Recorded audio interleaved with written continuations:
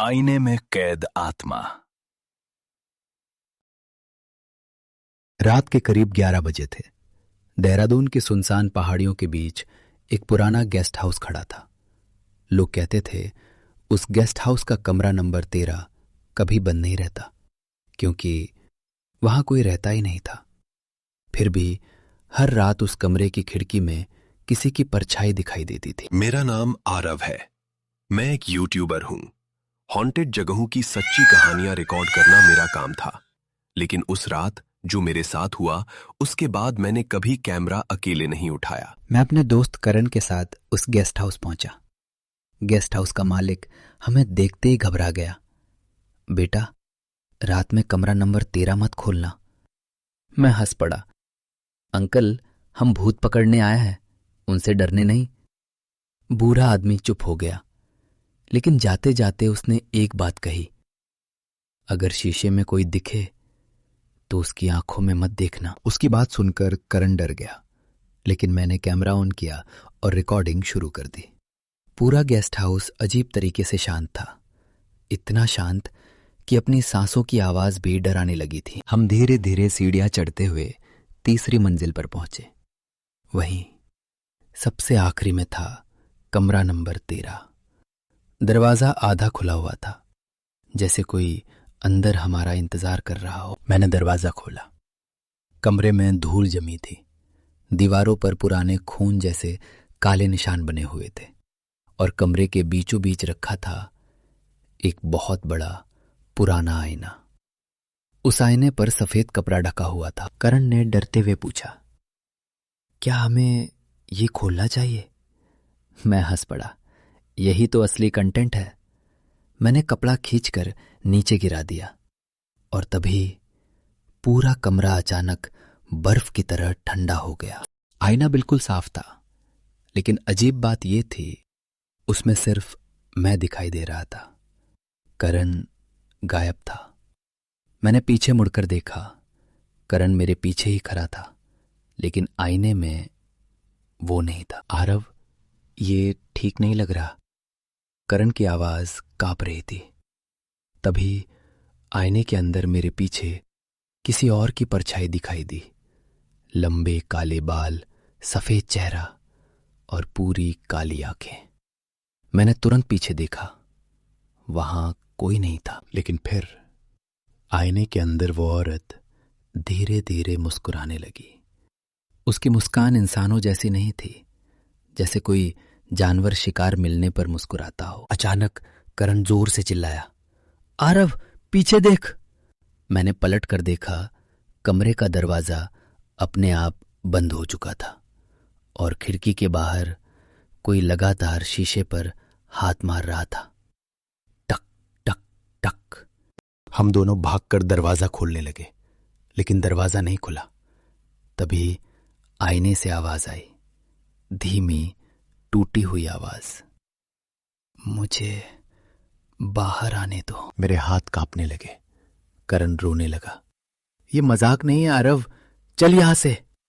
लेकिन तभी आईने के अंदर वाली औरत ने अपना हाथ बाहर निकाल दिया। उसके लंबे काले नाखून फर्श पर रगड़ रहे थे। मैं डर के मारे पीछे हट गया, लेकिन करण वहीं जम गया, जैसे कोई उसे अपनी तरफ खींच रहा हो। उसकी आंखें पूरी सफेद हो चुकी थी। करण! मैंने उसे पकड़कर पीछे खींचा, लेकिन उसी पल आईने के अंदर से किसी ने करण का हाथ पकड़ लिया, और अगले ही सेकंड वो आईने के अंदर खिंच गया। मैं जमीन पर गिर पड़ा। आईने के अंदर अब करण दिखाई दे रहा था। वो जोर जोर से शीशा पीट रहा था, आरव, मुझे बाहर निकाल। लेकिन उसकी आवाज बाहर नहीं आ रही थी। और फिर उस औरत ने धीरे धीरे अपना चेहरा करण के कान के पास ले जाकर कुछ फुसफुसाया।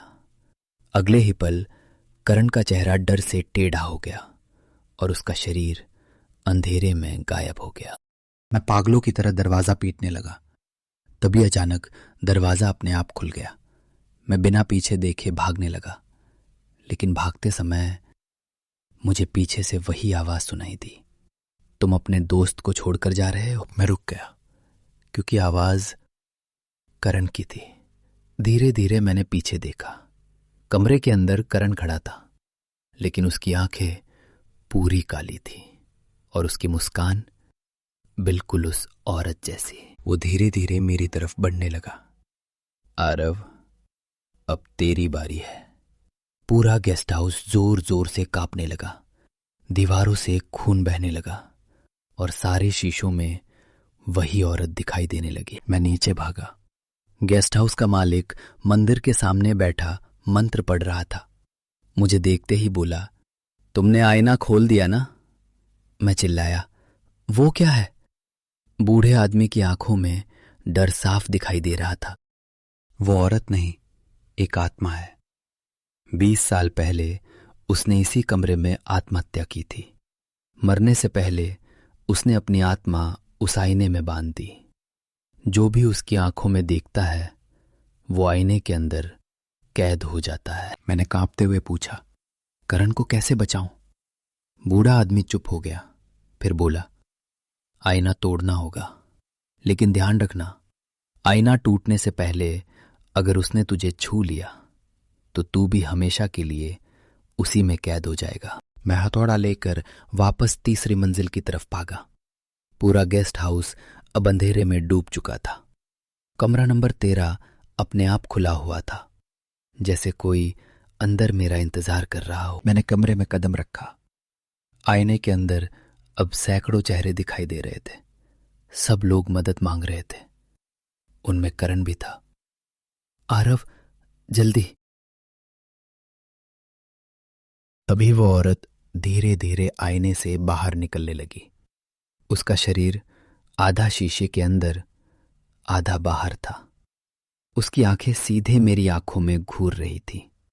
मुझे लगने लगा जैसे मेरा शरीर सुन्न हो रहा हो। लेकिन तभी करण ने अंदर से जोर से चिल्लाया, आईने पर मार! मैंने पूरी ताकत से हथौड़ा उठाया और आईने पर जोर से वार कर दिया। धड़ाम! पूरा आईना हजारों टुकड़ों में टूट गया। कमरे में जोरदार चीख गूंजी, इतनी भयानक कि मेरे कानों से खून निकलने लगा। चारों तरफ अंधेरा फैल गया। फिर अचानक सब कुछ शांत हो गया। कमरे में अब सिर्फ टूटे हुए शीशे पड़े थे और उनके बीच बेहोश पड़ा था करण। अगली सुबह हम दोनों बिना कुछ बोले उस गेस्ट हाउस से निकल गए। जाते समय बूढ़ा आदमी सिर्फ एक बात बोला, कुछ दरवाजे कभी खोलने नहीं चाहिए। उस घटना को आज 2 साल हो चुके हैं, लेकिन आज भी कभी कभी रात में मेरे कमरे के शीशे पर कोई धीरे से दस्तक देता है, टक टक टक, और हर बार आईने में मुझे अपने पीछे वही काली आंखों वाली औरत दिखाई देती है। अगर आपको ये कहानी पसंद आई हो तो वीडियो को लाइक करें, चैनल सब्सक्राइब करें